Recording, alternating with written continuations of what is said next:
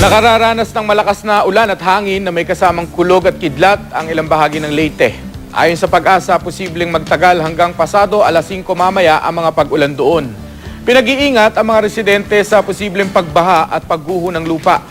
Paliwanag ng Pag-asa, epekto ng Intertropical Convergence Zone o ITCZ ang mas madalas na thunderstorm sa Visayas at Mindanao. Nakapaloob sa ITCZ ang isang panibagong low pressure area na posibleng pumasok sa Philippine Area of Responsibility ngayong hapon o gabi. Sa datos ng Weather Central, itong dalawang weather system na ito ang magdadala ng mahina hanggang sa katamtamang lakas ng ulan sa Mindanao ngayong weekend. Mararanasan din yan sa katimugang bahagi ng Visayas. Mas ramdam ang mga pag-ulan at makulimlim na papawirin sa araw ng linggo. Humina na ang hanging habagat kaya bahagyang magiging mas maaliwalas ang weekend sa Luzon. Posible namang maging maulan at maulap sa Bicol at Mimaropa region.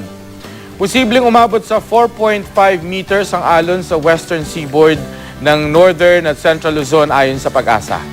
Kaya pinapayuhan ang mga mangingisda na magdoble ingat sa pagpalaot. Para sa ibang update, bisitahin ang GMA Weather webpage, Twitter at Facebook page.